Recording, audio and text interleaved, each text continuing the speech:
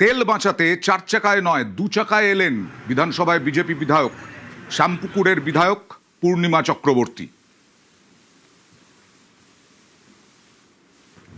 প্রথম লক্ষ্য এটাই থাকবে, মোদিজি নেতৃত্বে মুখ্যমন্ত্রী শুভেন্দু দা, রাজ্য সভাপতি শ্রমিক দার নেতৃত্ব বাংলাকে সোনার বাংলা পথে এগিয়ে নিয়ে যেতে, নারী নিরাপত্তা, শিক্ষা, স্বাস্থ্য, পরিকাঠামোকে উন্নত করা, বস্তিকে উন্নয়ন করা, অনেক কাজ বাকি আছে।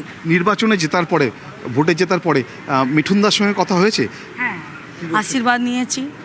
ওনার আশা ভরসার মান সম্মান বাড়াবো, কথা দিয়ে এসেছি।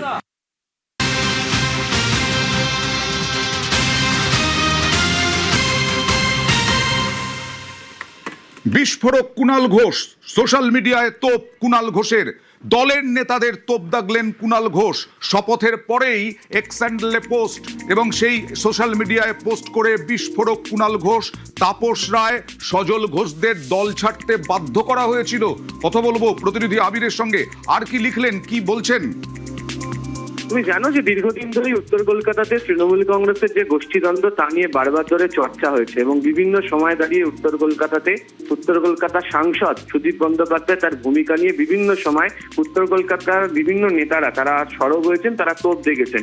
এবং যে সময় তৃণমূল কংগ্রেসে তাপস রায় ছিলেন, তাপস রায় একাধিকবার তিনি সুদীপ বন্দ্যোপাধ্যায়ের যে আচরণ, সেই আচরণ নিয়ে সরব হন এবং সজল ঘোষ তিনিও যখন দল ছাড়েন তিনিও পরোক্ষে দায়ী করে গিয়েছিলেন যে সুদীপ বন্দ্যোপাধ্যায়ের ভূমিকা নিয়ে। এদিনকে শপথ গ্রহণ পর্বের পর শপথ গ্রহণের যে ছবি যেটি এক্স হ্যান্ডেলে পোস্ট করেছেন কুণাল ঘোষ, সেখানে হচ্ছে প্রোটেম স্পিকার হিসাবে শপথ বাক্য পাঠ করাচ্ছেন হচ্ছে তাপস রায় কুণাল ঘোষকে। এদিনকে সেই প্রসঙ্গের কথা উল্লেখ করে কুণাল ঘোষ তিনি উল্লেখ করেছেন, যার বা যাদের জন্য তাপস দা, সজলরা, আরো অনেকে দল ছেড়েছে, দলের ক্ষতি হয়েছে, তারপরেও একই রকম হোয়াটসঅ্যাপ কাঁদুনি পলিটিক্স করে স্বজন পোষণ চলছে, সেটা খুবই আপত্তির এবং উদ্বেগের। এভাবে চললে কর্মীরা ধৈর্য হারাচ্ছেন। তৃণমূলকে চাঙ্গা করার লড়াইতে আত্মবিশ্লেষণটাও জরুরি। এবং তুমি জানো যে গত রোববার দিনকে তৃণমূল কংগ্রেসের উত্তর কলকাতার যে সাংগঠনিক যে অফিসিয়াল গ্রুপ, হোয়াটসঅ্যাপের গ্রুপ, সেখানকার বিভিন্ন চ্যাট ভাইরাল হয় এবং সেখানেও দলের কাউন্সিলরকে কুত্তা এই বলা নিয়ে বাকি কাউন্সিলর তিনি প্রতিবাদ করেন এবং তার বক্তব্য যে এই ধরনের যদি আচরণ করা হয়ে থাকে তাহলে দলের কর্মীরা কি ভূমিকা পালন করবেন। তাহলে স্বাভাবিকভাবেই উত্তর কলকাতার বেশ কিছু নেতা তাদের যে ভূমিকা, সেই ভূমিকা নিয়ে কার্যত নাম না করে সরব হয়েছেন কুণাল ঘোষ এবং সেটাই তিনি তার সোশ্যাল মিডিয়া হ্যান্ডেলে পোস্ট করেছেন। নিয়ম অনুযায়ী প্রোটেম স্পিকারই শপথ বাক্য পাঠ করেন এবং দেখতে পাওয়া যাচ্ছে কাকতালীয়ভাবে তাপস রায় সেই প্রোটেম স্পিকার, যে তাপস রায় একটা সময় তৃণমূল কংগ্রেস করতেন, তার এবং সজল ঘোষের দল ছাড়ার প্রসঙ্গ উত্থাপন করে এদিনকে তোপ দেখেছেন কুণাল ঘোষ, বেলেঘাটার বিধায়ক।